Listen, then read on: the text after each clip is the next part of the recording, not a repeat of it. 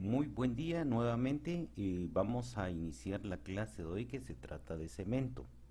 Como ustedes recordarán, el diente está dividido en dos porciones, la corona y la porción radicular, que es lo que está dentro, interno, que no se puede visualizar clínicamente del diente. Y a eso prácticamente es una porción de la cámara pulpar, una porción de dentina y una porción de cemento, que es lo que recubre la superficie interna o del conducto radicular. Lo que vamos a estudiar entonces el día de hoy es cómo está conformado el cemento. Y podemos decir que el cemento no es más que un tejido conectivo que después de su proceso de síntesis de secreción de matriz, que tiene componentes orgánicos y componentes inorgánicos, recibe un proceso de mineralización. Deriva del ectomesénquima, que prácticamente es lo que le está dando la forma anatómica y que se va envolviendo a nivel de lo que corresponde a la protección de la dentina. Vemos nosotros que el cemento permite un anclaje a través del ligamento, fibras que salen del cemento y se comparten con las fibras del ligamento periodontal y que se inserta prácticamente en el tejido óseo. De esa forma el diente queda sujeto a lo que corresponde a la estructura ósea del hueso alveolar. Otra de las características del cemento es que es una área no vascularizada, o sea, no tiene irrigación, pero tampoco tiene inervación, por lo tanto su sensibilidad no es permisible, no es prácticamente removible su matriz. La síntesis de matriz más que todo se va a dar en la región apical, en la parte, digamos, inferior, donde está prácticamente el conducto que inicia la conexión a la cámara pulpar. Ahí entran todos los vasos sanguíneos. En esa región de ahí, que le damos el nombre de ápice, vamos a encontrar la parte más gruesa del cemento, y la parte más delgada la vamos a encontrar en la región cervical, donde inicia la formación del cemento, y el cual en una forma delgada, más o menos unas 20 micras de espesor, va volviéndose cada vez más gruesas sus fibras hasta llegar a la región del ápice, donde es la estructura más grande y más celular que existe dentro de lo que constituye el cemento. Si ustedes se pueden dar cuenta de este nivel, vamos a encontrar otras características: el color, que es un color blanco, hasta adquiriendo un color grisáceo, debido a la presencia de contenido orgánico. Entonces recuérdense que la parte orgánica no le permite cierta translucidez, y por eso adquiere un color un poquito entre blanco grisáceo, ¿verdad? Es su radio es un poco radiopaco, similar al hueso, debido a la presencia de los componentes orgánicos que presenta. A nivel del cuello vamos a tener un cemento acelular, y conforme va descendiendo vamos a encontrar ya estructuras celulares dentro de lo que corresponde a la matriz, ¿verdad? Entonces esas son las dos diferencias, dos tipos de cemento que vamos a encontrar: un cemento celular y un cemento acelular. En esta imagen podemos observar nosotros las fibras de los túbulos dentinales. Prácticamente las prolongaciones de tonos finalizan a ese nivel, y aquí vamos a encontrar una zona selladora, prácticamente una zona selladora acelular completamente, que protege básicamente la región, la conexión cemento dentinal a este nivel. Y debajo de esta estructura entonces permite proteger básicamente la dentina, y más adelante vamos a empezar a encontrar algunas células. Vamos a encontrar básicamente cementocitos, ¿verdad? Que son las células que quedan atrapadas en el proceso de mineralización, pero que anteriormente, antes de que estas células quedaran atrapadas dentro de su propia matriz, se les da el nombre de cementoblastos, que son los encargados de la síntesis y secreción del material a este nivel. Posteriormente ese material se va mineralizando y se va volviendo duro completamente, a una dureza casi semejante a la del hueso, un poquito más fuerte incluso que la del hueso. Aquí podemos observar láminas de incremento que se van dando en el proceso del crecimiento del cemento. En este es un corte histológico donde se puede observar bien la parte prácticamente celular y la parte acelular del cemento. Más en la región cervical es donde más vamos a encontrar cemento acelular. Entonces, aquí están los dos tipos de células que hemos ya estudiado en algún otro momento. Por las terminaciones cementoblastos se encarga de la producción o la síntesis de la matriz orgánica y que también mantiene una relación estrecha con algunas fibras de ligamento que se va a conformar más adelante. Y esta misma célula, el cementoblasto, al finalizar, ya cuando quedan atrapadas, modifica y se le da el nombre de cementocito, que ya no produce matriz. Algo importante es que cuando están en etapa activa, los cementos son cúbicos, con un núcleo central y que permite prácticamente la secreción de bastantes sustancias, mientras que en etapa inactiva sus células son aplanadas y completamente son alargadas, algunas prolongaciones para mantener comunicación con otras células, y esos son prácticamente los canalículos nutritivos que permiten darle comunicación entre células y células de tipo nutritivas o alimenticias, y mantienen de esa forma un sistema de comunicación completo, ¿verdad?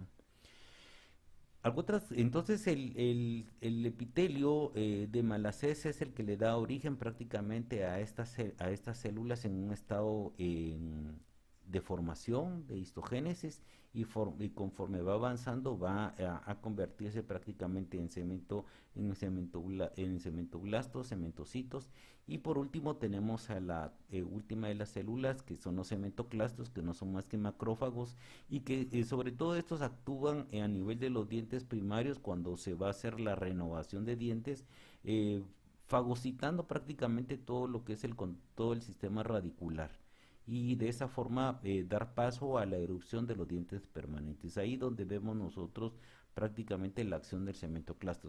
Actúa en algunas remodelaciones, pero es muy escaso en sus componentes, ya que la remodelación del cemento es limitada. ¿Cómo está conformada la matriz del cemento? Está conformada por una matriz orgánica prácticamente y una matriz inorgánica. La matriz inorgánica podemos decir nosotros que está basado en elementos como es la hidroxiapatita y otros oligoelementos que podemos mencionar: el flúor, el hierro, el sodio, el magnesio, potasio, azufre y otras sales especiales. Mientras que en la parte orgánica básicamente hablamos de tropocolágeno, hablamos de proteoglucanos y hablamos de glucosaminoglucanos. Básicamente la síntesis a ese nivel del tropocolágeno se convierte en colágena tipo 1, que prácticamente son fibras fuertes, resistentes, representando un 20% del total del cemento, mientras que las sales van a representar entre un 45 y un 50%. Y un contenido de agua que es especial, ¿verdad? Recordemos que dentro de esta matriz no van a existir nuevamente vasos sanguíneos ni terminaciones nerviosas, ¿verdad? Esto nuevamente hablando, ¿verdad? El tipo de cementos, hablamos de un cemento celular y un cemento celular, y dijimos que el cemento celular es aquel que se empieza a formar desde su génesis hasta el momento de la oclusión, ¿verdad? Entonces en el momento de la oclusión prácticamente deja de sintetizarse de matriz y empieza a formarse prácticamente el cemento secundario, donde nosotros ya podemos observar que quedan atrapadas este tipo de células prácticamente en esta matriz. Entonces es una forma de diferenciar los diferentes tipos de cemento. Y cuando ya quedan atrapados estas células sintetizadoras de su propia matriz, ya les vamos a dar el nombre de cementocitos, que van a observarse con mayor facilidad en la región del ápice, o sea, en la parte del fondo donde está el conducto apical. Ahí donde vamos a encontrar el mayor grosor de cemento, que puede tener prácticamente entre 3 y 4 milímetros de espesor, o sea, es bastante grueso, y ese cemento nos ayuda a tratar de compensar el desgaste del esmalte. A mayor desgaste de esmalte, mayor cemento que se produce en el ápice, para mantener siempre la cocción perfecta. Tenemos que comentar de que el cemento, como es una capa protectora básicamente de la dentina, entonces forma una forma hialina selladora, y a esta también le vamos el nombre de la zona de Smith, ¿verdad? O la zona hialina de Smith, que ¿cómo se llama? Que permite cubrir completamente esa área y protegerla de la sensibilidad.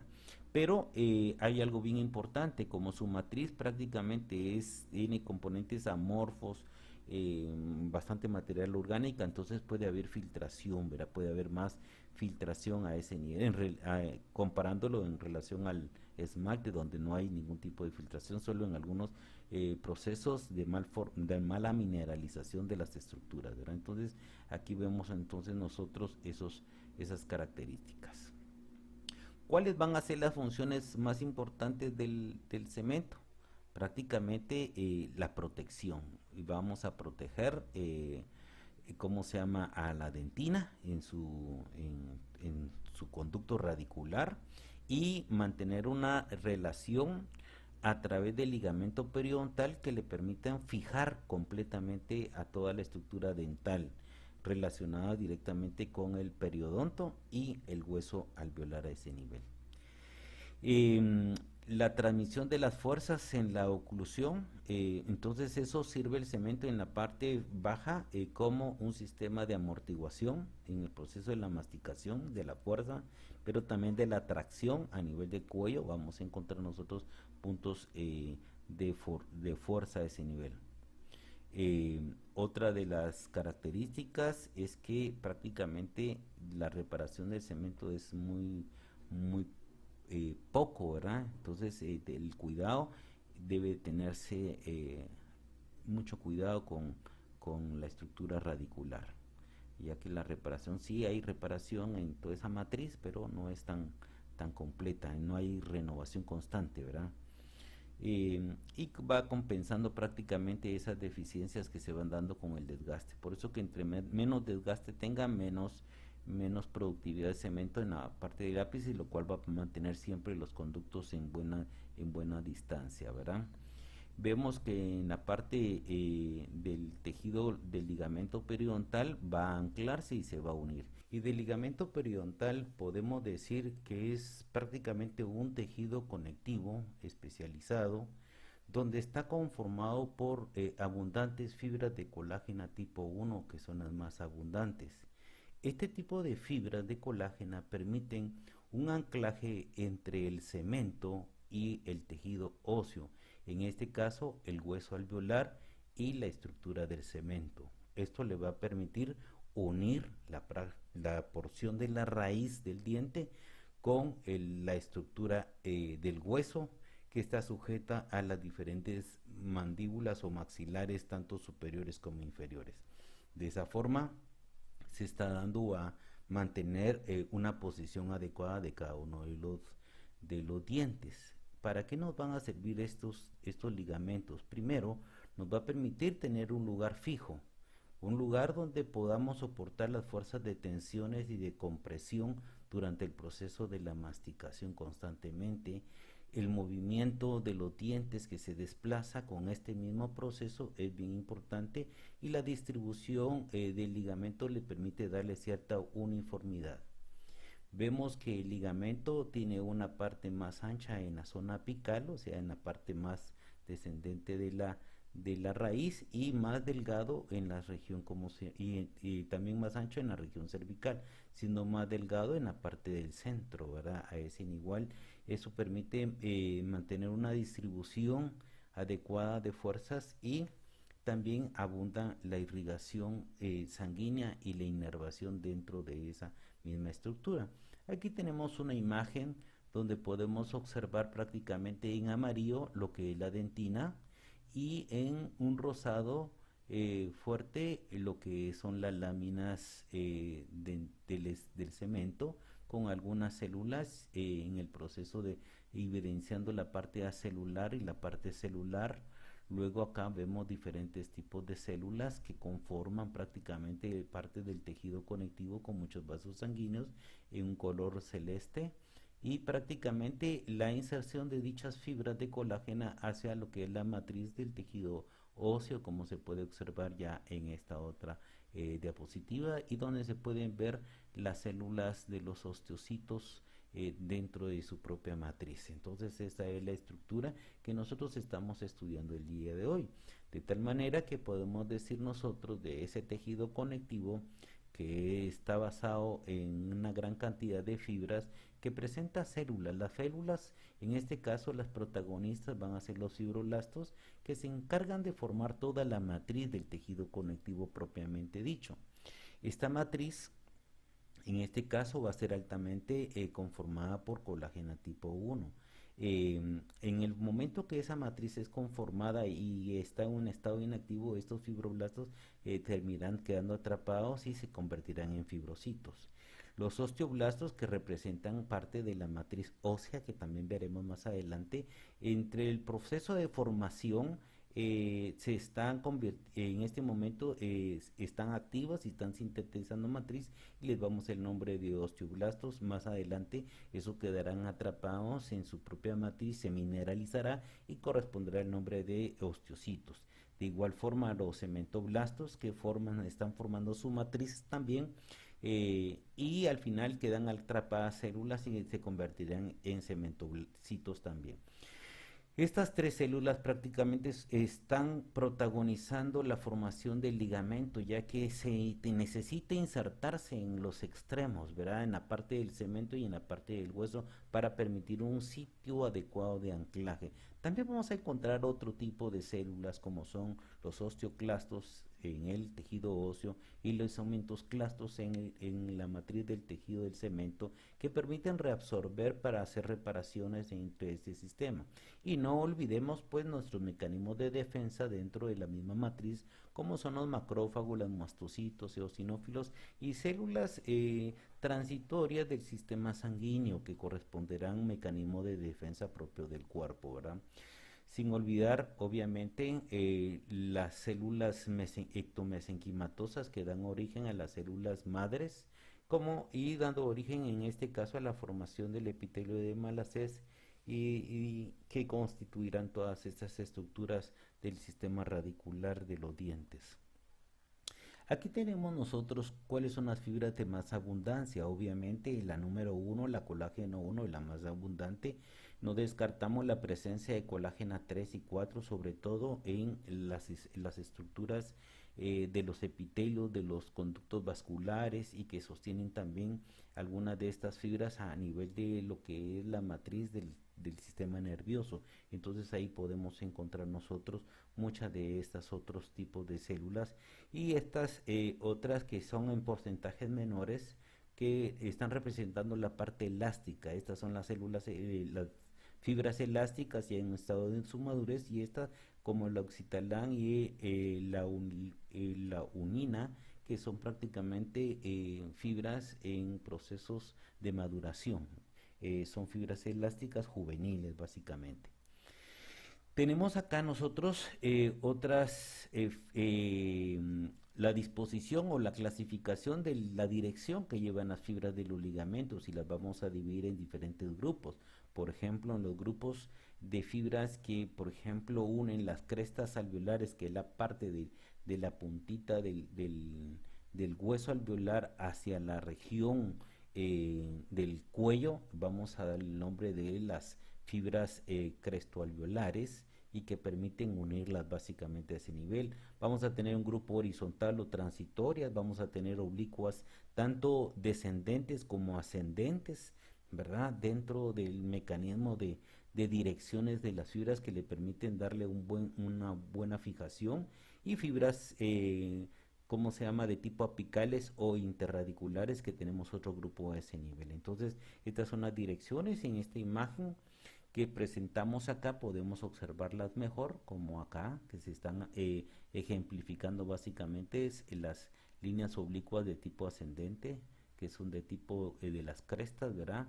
Las transitorias horizontales y las descendentes, que también van hacia abajo, se anclan directamente al cemento hacia el periósteo del tejido óseo, ¿verdad? Tenemos más fibras oblicuas a ese nivel y tenemos las fibras apicales, ¿verdad? Que van de la base. Si ustedes observan, el hueso va adquiriendo una forma anatómica muy semejante a la estructura de los conductos radiculares que presenta el diente. Esto debido a que estas estructuras, en el momento que se está formando el cemento, se está formando el ligamento y se está formando toda la cesta que va a fijar prácticamente al hueso. Es el sitio donde va a descansar y va a ser sostenido prácticamente toda la estructura del diente a través de sus sistemas radiculares. Entonces, esto es bien importante que nosotros vayamos delimitando dentro de sus diferentes constituciones. Entonces vemos nosotros cómo estas fibras de tejido conectivo de colágena tipo 1 penetran a la parte del tejido óseo. Esas fibras se conectan con las fibras de Sharpey que son parte del periósteo, entonces penetran directamente y se anclan a ese nivel, de tal forma que quedan fijas durante el proceso de desarrollo. De igual manera, algunas fibras que penetran las láminas mineralizadas del cemento y se adhieren a ese nivel. A este tipo de fibras le vamos el nombre de perforantes y permiten fijar nuevamente la estructura dental a toda la estructura esquelética de la región mandibular y de la región maxilar a través de su hueso alveolar. Entonces, permitiendo prácticamente un sistema adecuado para cada posición y el movimiento de flexibilidad que va a tener. Entonces vemos nosotros que hay bastantes fibras. Hablamos de estas que son de tipo elásticas, que son juveniles, y estas están prácticamente conformadas en las paredes de los vasos sanguíneos y están relacionadas en su mayoría con las láminas basales. La flexibilidad para el proceso de vasodilatación y también como un sostén propio a las fibras nerviosas. Recordemos que aquí va a existir dentro de esa matriz muchos corpúsculos sensitivos, entre estos el de Ruffini, pero vamos a tener otros corpúsculos también, porque recuérdense que es una área muy sensible al dolor básicamente, entonces tenemos que tenerlo presente.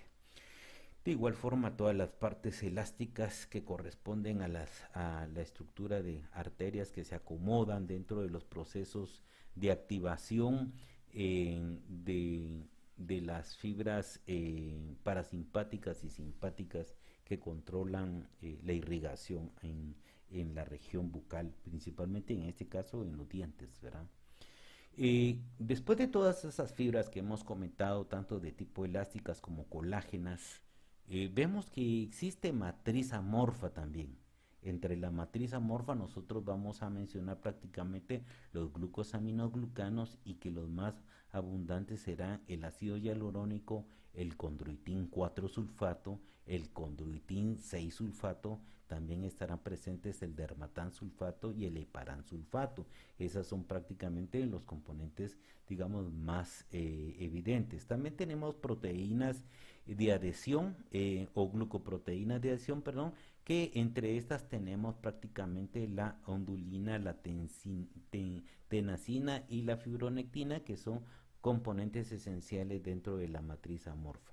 Sin descartar prácticamente los proteoglucanos, y en este caso uno de los más importantes es el de corina, que corresponde a esos elementos esenciales para mantener fijas a todas las estructuras y estructuras celulares y fibras que conforman la matriz de este tejido. ¿Cuál es la función del ligamento? Uno, dar primero sostén, mantener ese diente en unión con el hueso, pero en un estado de suspensión a través de ligamentos, de cables que le permiten mantenerlo. Y ese proceso nos permite crear un sistema de amortiguación.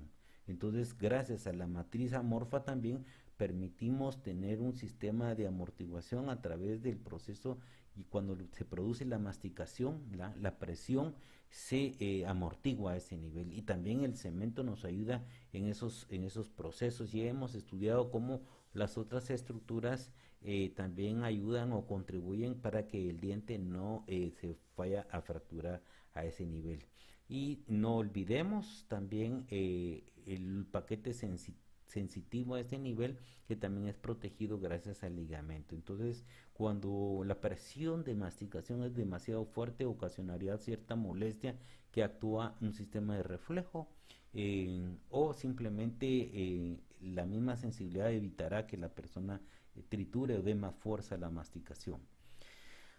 Ahora, en relación al hueso, habíamos comentado que es una estructura que es de origen ectomesenquimatosa.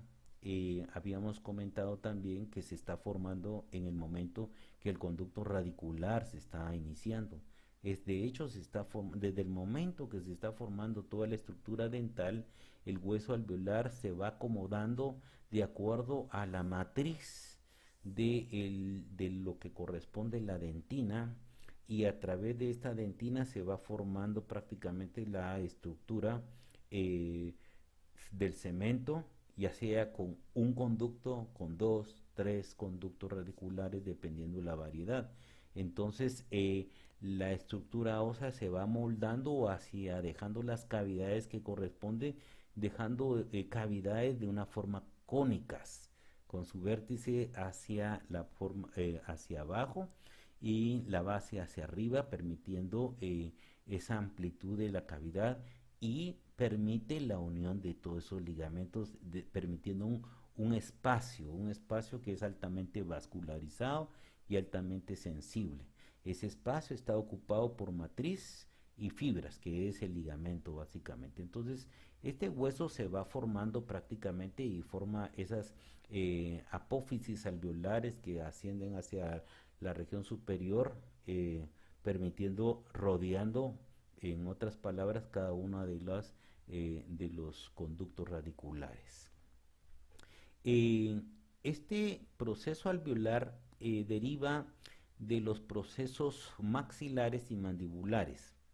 Entonces, pero en el momento dan origen, son estructuras que son originarias de los procesos maxilares y mandibulares, y de ahí se forma toda la estructura, pero queda completamente unida a cada una de estas regiones, tanto maxilar superior como maxilar inferior, y se va formando y es revestido prácticamente por toda la estructura. En la parte externa está revestida por toda la encía, tanto la encía adherida como la encía libre, que va a formar prácticamente un sitio de unión, que será la última de las clases que veremos. Aquí tenemos una estructura de cómo forman las cavidades o las canastas alveolares, donde existe el espacio.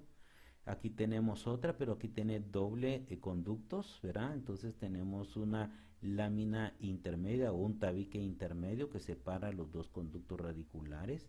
Aquí lo podemos ver o ejemplificarlo mejor, como lo vemos acá. Se observa a este nivel con un solo conducto, y aquí podemos ver uno que tiene dos conductos y vemos el tabique interradicular, ¿verdad? Y los tabiques interdentales. Estos que separan diente con diente se llaman tabiques interdentales, y estos son tabiques interradiculares, ¿verdad? Porque solo separan la raíz, no el diente. Entonces ahí tenemos una de las estructuras bien importantes. El hueso alveolar obviamente está revestida por una capa de tejido conectivo, que le damos el nombre de periósteo, ¿verdad? Entonces ese periósteo está cubierto y tiene fibras que le damos el nombre de fibras de Charpey, que lo mencionamos hace un momento, y ahí se anclan prácticamente todas las láminas. Ya estas láminas en su periferia está conformada por láminas densas, gruesas, de hueso compacto, y en su interior vamos a encontrar hueso esponjoso dentro de este hueso. Entonces esas tabiques de tejido, ¿cómo se llama? Fuerte, separan entre diente y diente, le vamos a dar el nombre de interdentarios, ¿verdad? Entonces es un tejido bastante duro, y los que separan las raíces les vamos el nombre de interradiculares. Pero sabemos que dentro de estas láminas duras de tejido compacto adentro hay mucho tejido esponjoso, tejido hueso esponjoso, ¿verdad? Que es lo que hemos comentado. Entonces aquí está lo que habíamos comentado ya hace un momento, ¿verdad? La parte externa y la parte interna. En la parte externa vale la pena mencionar que es donde podemos albergar la médula ósea. esa médula ósea, que es un tejido hemopoético y se encarga de la producción de células sanguíneas. Esta médula, conforme va avanzando la edad, se va atrofiando, se va delimitando y su función obviamente se va perdiendo. Entonces aquí tenemos una característica muy importante dentro de su conformación funcional y estructural. Aquí tenemos las láminas que habíamos comentado, la cara interna, la cara externa. Estos son huesos compactos y en el centro tenemos prácticamente hueso esponjoso, ¿verdad? Estas láminas que separan entre diente y diente le damos el nombre de láminas interdentarias, ¿verdad? Y si hubiera aquí uno con raíces, podríamos ver nosotros aquí, digamos, una interradicular, ¿verdad? Entonces, esa es la forma de que vamos a ir explicando cada una de las estructuras. La formación a nivel de lo que es ya la vaina de cómo se llama, de Malacés, perdón, de Herwins, dentro de lo que es del tejido mesenquimatoso, donde se da origen a células productoras de matriz como el cementoblasto y los fibroblastos, y conforme ya la estructura queda formada, pues se convertirán en cementocitos y fibroblastos, fibrocitos, ¿verdad? Entonces así es como se constituye.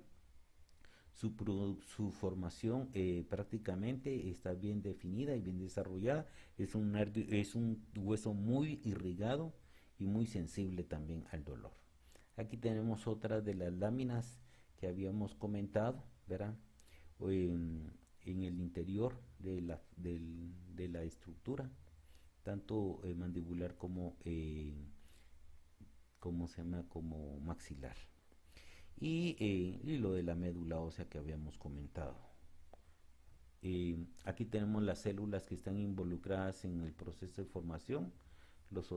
Primero, las células osteoprogenitoras que llegan para dar origen al inicio. Luego, los osteoblastos, que son hijas de estas células progenitoras que se encargarán de iniciar la secreción y formación de la matriz ósea. Luego los osteocitos, que son células que quedarán atrapadas, y los osteoclastos, que son células que están en constante remodelación dependiendo las necesidades de las estructuras. Y en la parte interna, en lo que es la parte esponjosa del hueso, células hemopoéticas que darán origen a células del sistema sanguíneo. Y por lo tanto, en la presencia de células transitorias, tanto glóbulos rojos como glóbulos blancos y plaquetas y todos los componentes que nosotros ya hemos estudiado. Función, lo más importante, alojar, darle un lugar especial a cada diente de la estructura de cada mandíbula, ¿verdad? Otra función importante, ayuda o contribuye en las fuerzas masticatorias para darle sostén, darle amortiguación y prácticamente resistencia en el momento dado. Es un sistema de modelaje que se va adaptando a las necesidades de la masticación o del proceso del funcionamiento bucal. Por lo tanto, contribuye en la deglución, ¿verdad? Contribuye en la fonación y en todo lo que representa el sistema de irrigación. Entonces, y la sensibilidad que representará ese nervio y el estudio importante por los procesos ya sea clínicos o de intervención que el cirujano dentista hará en su momento. El periodonto de protección, que representa la encía, lo que es el epitelio de unión y las diferentes fibras que permiten formar un sistema de sostén y al mismo tiempo de protección dentro de lo que es la región del cuello del diente. Veamos cómo se lleva a cabo este proceso. Vamos a decir nosotros que en el momento que el diente inicia su proceso de formación, empieza a elevarse todo lo que es el surco gingival, y esa elevación del surco gingival, en la medida que el diente se va formando, va elevándose más hasta el momento que el epitelio de la superficie del surco gingival empieza a romperse. Al romperse hay una proyección básicamente del esmalte, el cual va a quedar expuesto a la superficie y que va a dar origen a la formación de la corona. de la misma manera, en la parte interna el diente queda unido a lo que es el hueso a través del ligamento periodontal, y el epitelio que se dio al inicio de la formación de lo que nosotros conocemos como el epitelio interno, el epitelio externo, que dio origen a la formación del esmalte, se ha roto también para permitir la erupción, y todo el epitelio de los ameloblastos básicamente se liberan, de tal forma que vamos a encontrar nosotros a hoy y a un diente, vamos a encontrar lo que es la encía libre, que es esta pequeña lengüetita que se ve acá y que circula alrededor del diente y que se ve como un surco más engrosado, y lo que es la encía adherida, que es la que está fija, prácticamente no es móvil. Esta es pequeña, aproximadamente unos milímetros, 1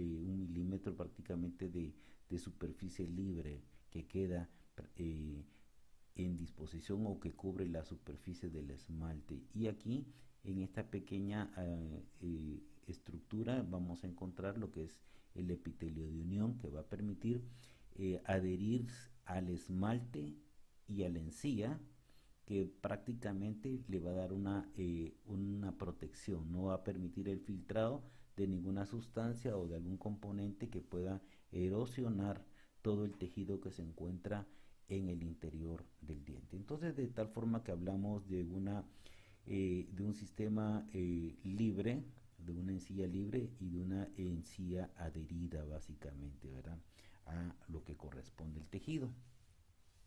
Hablando prácticamente de la encía, nosotros vamos a decir que está revestido por un epitelio plano estratificado queratínico en la superficie apical, en todo lo que es el borde, y va a ir descendiendo las cantidades de queratina a paraqueratina hasta convertirse al final en una mucosa de revestimiento. Entonces, de esa forma el epitelio sufre algunas modificaciones desde la parte del cuello hasta la parte final. Vamos a encontrar que hay prolongaciones dentro de lo que corresponde dicha papila, y entre diente y diente vamos a encontrar unas pequeñas elevaciones que le damos el nombre de papila interdentaria, que la vamos a observar en un momento, que en su mayoría puede tener básicamente epitelio de revestimiento, ya que está cubierto por las dos estructuras dentales. El epitelio va variando, como hemos comentado, y eso le permite una coloración diferente dentro de la superficie cuando hacemos la evaluación clínica del paciente. Aquí nosotros podemos observar prácticamente esto que nosotros vemos así como un collarcito alrededor de los dientes y que es brillante completamente. Esto es lo que nosotros conocemos como la famosa encía libre, y que a través de nuestro explorador podemos introducir levemente y poder evaluar que la unión esté verdaderamente cubierta. No, el explorador no puede pasar más allá de 1 milímetro o milímetro y medio. No es muy profundo, porque eso es la parte libre nada más de la encía. Vamos a estudiar entre un momento qué tipo de epitelio y qué tipo de células se encuentran a ese nivel. Y después vemos esta estructura de la encía adherida, que la vemos como cáscara de naranja porque tiene un montón de como puntitos. Esto es debido a la elevación de la región papilar de la dermis o el tejido conectivo que se encuentra abajo del epitelio. Entonces, esto nos da estas características, y después de lo que corresponde ya las estructuras, digámoslo de esta forma, de las raíces hasta el fondo, aquí hay un cambio de epitelio y vemos una mucosa de revestimiento básicamente. Entonces, este es un epitelio masticatorio con mayor presencia de queratina en la parte apical, ¿verdad?, en la parte de lo que es la encía libre. De esa forma estamos observando dichas características clínicas que nosotros podemos ir evaluando en nuestro paciente. Eso significa que nuestra encía libre nos da un color rosado, la superficie es lisa y es brillante, pero sobre todo tiene cierto grado de movilidad. Entonces, esa movilidad obviamente es de acuerdo a la profundidad que tiene, ¿verdad? Y la encía adherida tiene un color rosado más pálido. Esto es por los cambios vasculares que se produce, ¿verdad? Las arrugas, los pliegues, la forma de cáscara de naranja que habíamos comentado con anterioridad en la imagen. Aquí podemos tener un esquema de cómo está conformado lo que es la encía libre, y también hacemos esta pequeña papila que se observa entre diente y diente, que le vamos el nombre de papila interdentaria, y lo que corresponde a la encía adherida, que está completamente conectada al hueso alveolar, y abajo de ella pues tendremos nosotros lo que es la mucosa de revestimiento, como está acá. Entonces, encía libre, adherida y la mucosa de revestimiento más abajo, que es más brillante, tiene más características de una mucosa sin mayor cantidad de queratina. Aspectos microscópicos que nosotros debíamos de identificar dentro de estas encías. Entonces, en la parte libre vamos a encontrar que presenta esa cresta, el borde vamos a encontrar que es liso y es brillante. eh, las capas del epitelio que nosotros observamos son cuatro: la basal, la espinosa, la granulosa y la córnea, como corresponde a todos los epitelios de la región bucal. Entonces, ¿qué tipo de células? Las que hemos estudiado ya con anterioridad, los queratinocitos, que van modificando su proceso de maduración hasta llegar a la superficie. Las células de Langerhans, que ya hemos comentado, que son células presentadoras de antígenos y que actúan como parte del sistema inmunológico de nuestra región. Las células de Merkel, que son mecanorreceptoras dentro del sistema, y las células de los melanocitos, que son células de pigmentación. Eso permite darle una coloración adecuada a las encías. De aquí podemos nosotros observar ya histológicamente el epitelio. Todo esto que ustedes ven en la superficie, está viendo la queratina, ¿verdad?, que se va representando. Esto es lo que corresponde al epitelio plano estratificado y obviamente con queratina. Y estas son las papilas dérmicas. Este tiene un tejido conectivo laxo. Esto permite la presencia de muchos vasos sanguíneos y muchas terminaciones nerviosas en su interior. Aquí, como todo tejido conectivo, vamos a encontrar una gran cantidad de fibroblastos, vamos a encontrar macrófagos, células transitorias, pero sobre todo vamos a encontrar una buena presencia de linfocitos. Algo bien importante del epitelio de esta estructura es que se renueva muy rápidamente, ¿verdad? Y en esta otra superficie vemos nosotros que el epitelio no presenta la estructura queratínica, es un epitelio plano estratificado, y básicamente no tiene papilas dérmicas en este caso. Entonces la superficie acá es lisa, mientras que aquí se van a ver esas pliegues como arruguitas que le va la forma de piel de naranja, básicamente. Entonces, esto que ustedes observamos aquí es la parte libre. Esto representará prácticamente lo más 1 milímetro de profundidad, y aquí vamos a tener nuestro epitelio de unión, básicamente, que constituye un sistema de protección como un collar. ¿Qué otros aspectos debemos de tomar en cuenta? Debajo del epitelio presenta un tejido conectivo que es denso o semidenso, básicamente. Y nosotros le damos el nombre, le podemos dar el nombre de dermis, pero también le podemos dar el nombre de corión, que básicamente es lo mismo, depende de la literatura que le estemos revisando. Y aquí están las células que más están presentes en el tejido conectivo: los fibroblastos, las células sebáceas o células dendríticas también, los macrófagos, los linfocitos y las células plasmáticas. Recuerden que estas células plasmáticas hay de diferentes tipos, y aquí también tendríamos los plasmocitos, que estarían constituyendo las células encargadas de producción de inmunoglobulinas de todo tipo, ¿verdad? Y los tipos de fibras que vamos a encontrar como sustancia fibrosa: colágena tipo 1, que es la más abundante dentro de esta región, pero también tenemos colágena 3. Esta colágena tipo 1 van a formar los ligamentos que permiten la inserción de la encía hacia el diente o hacia el hueso. Entonces, para mantener un sistema de fijación y de protección.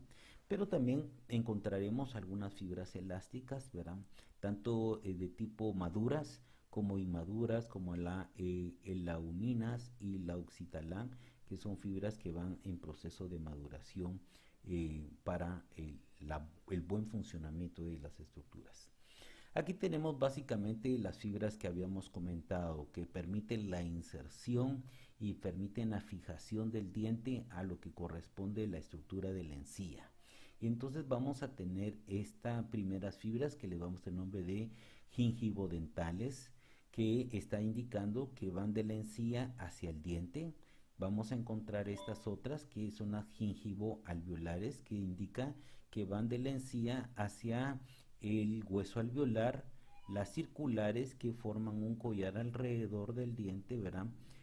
Las periosteodentales, estas prácticamente permiten la inserción del periósteo del hueso hacia el cemento, ¿verdad? Directamente para dar un sistema también de unión. Y entre estas otras encontraremos las transeptales o dentodentales, que van del cemento de un diente hasta el cemento del siguiente diente. Y estas prácticamente que forman un anillo del Colliker, que va a formar el ligamento gingival o supracrestal. Entonces estas prácticamente son las fibras que permiten la unión y la fijación de la encía al diente y al tejido óseo para darle una firmeza. Aquí podemos observar un esquema. Esto que vemos acá es el esmalte. Esto que se ve como cafecito o marrón prácticamente es el cemento.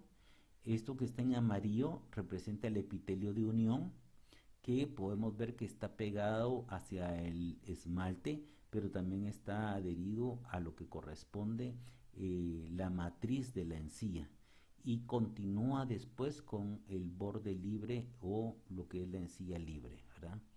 Aquí podemos encontrar toda la matriz de tejido conectivo, que es un tejido en esta región va a ser laxo, con mucha vascularidad habíamos comentado, y aquí en el centro va a ser prácticamente denso o semidenso, y que transporta fibras en diferentes direcciones. Entonces aquí tenemos unas fibras que vienen desde la región apical de la encía hacia la región del cuello, y a esa le damos el nombre de gingivodentales. Miren, permite fijarlo completamente, y van a insertarse hacia la región del cuello, pero donde inicia el cemento. Aquí tenemos otras fibras que vienen desde la cara perióstica de la cara externa del alveolo, y que se dirigen hacia el cemento del diente. Entonces estas son las periosteodentales, ¿verdad? Aquí tenemos otras que son las gingivoalveolares, que son fibras que vienen desde las encías y se insertan a la cresta alveolar. De esa forma se van integrando, y las circulares, que van directamente desde la encía hacia el cuello. Entonces se van formando estas conexiones. Acá abajo tenemos otra representación. Está el esmalte, y el esmalte tenemos lo que corresponde al epitelio o a la papila interdentaria, que ya lo vimos clínicamente. Aquí tenemos sus prolongaciones.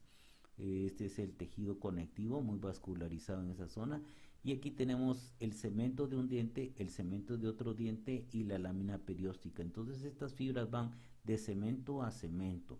Esto permite crear un sistema no solo de unión entre el sistema de encías, sino también permite una unión entre dientes.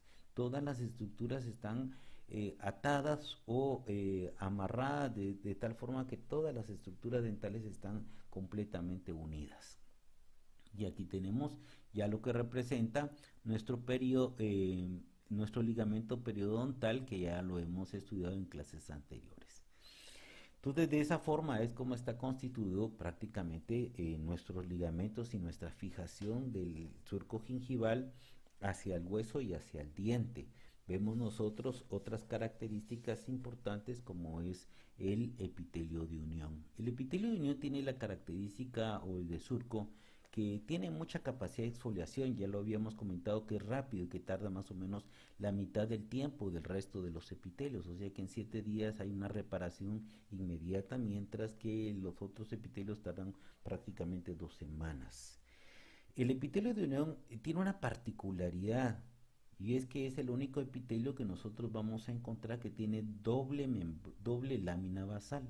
Fíjense, este es un epitelio que tiene porque tiene la forma de una cuña o un triángulo que colinda con todo el perímetro alrededor de lo que es el diente, creando una unión entre el esmalte, permitiendo a través de sus uniones desmosómicas y una unión con el tejido conectivo, básicamente, y todas sus fibras a ese nivel. Entonces forma una cuña que sella completamente toda esta región.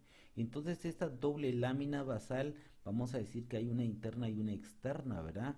La interna es la que colinda prácticamente con el diente y la externa con el tejido conectivo. Básicamente de esa forma se va formando. ¿Qué tipo de células vamos a encontrar? Queratinocitos. Hay varias teorías. Se supone que en esta área del tejido epitelial existe un proceso de mucha secreción de inmunoglobulinas y de mucha secreción de enzimas de defensa del cuerpo. Entonces es un área que, a pesar de que hay una escotadura en el interior pequeña, hay un sistema de limpieza constante, ¿verdad?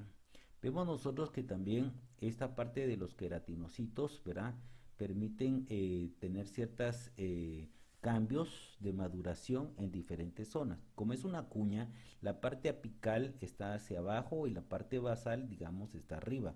Entonces las células germinales están en la parte apical, que es hacia abajo. En medio tenemos todos los sistemas de unión y de conexión intercélulas, y en la parte superficial vamos a tener prácticamente las células que secretan sustancias inmunoglobulinas del sistema de defensas, y también van a secretar lisocimas como sistema digestivo para crear un sistema prácticamente de limpieza, evitando el proceso de proliferación germinal a ese nivel.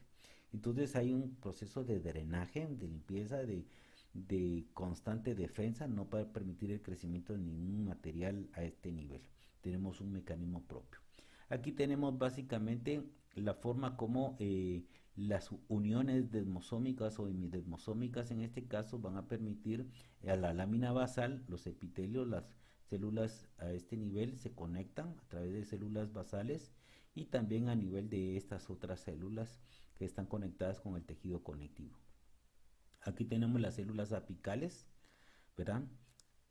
Aquí tenemos, o vamos a decir, células basales, las intermedias que se comunican por todas las uniones que nosotros ya hemos estudiado, y las apicales que representan, perdón, en este caso serán las basales a este nivel, que representarán prácticamente la cara externa y que tienen muchas vesículas en su interior, porque va a secretar muchas vesículas con material de defensa. Aquí ya tenemos prácticamente lo que corresponderá al cemento. Esto aquí estará pegado hacia lo que es el esmalte prácticamente, y de esa forma aquí hay un tabique, y este epitelio continuará con lo que es el epitelio de la encía libre, ¿verdad? Y entonces ahí prácticamente habrán algunas modificaciones, y la lámina, de este caso la lámina interna ya no continuará, porque quedará separado del esmalte, y la lámina externa que está conectada con el corión, esta continuará en todo el reborde de la encía libre.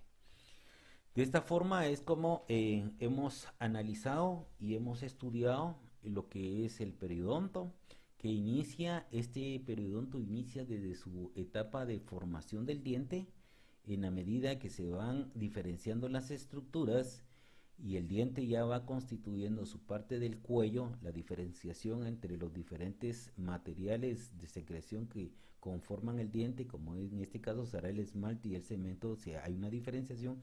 Ahí empieza ya a darle el inicio de la formación de este diente, este periodonto de protección. En la medida que este diente erupciona, se van rompiendo las diferentes capas, va llegando a su posición dental hasta alcanzar definitivamente la posición de oclusión, ¿verdad? Vemos nosotros que la encía libre es más gruesa eh, en los dientes más grandes, ¿verdad? Y de esa forma prácticamente se integra toda la estructura. Cuando alcanzan la posición de oclusión final, esa es la posición definitiva, y ahí prácticamente complementan toda su estructura. Y con esto hemos dejado el periodo. Con esto nos despedimos, agradecemos mucho su atención y nos vemos en próximas oportunidades.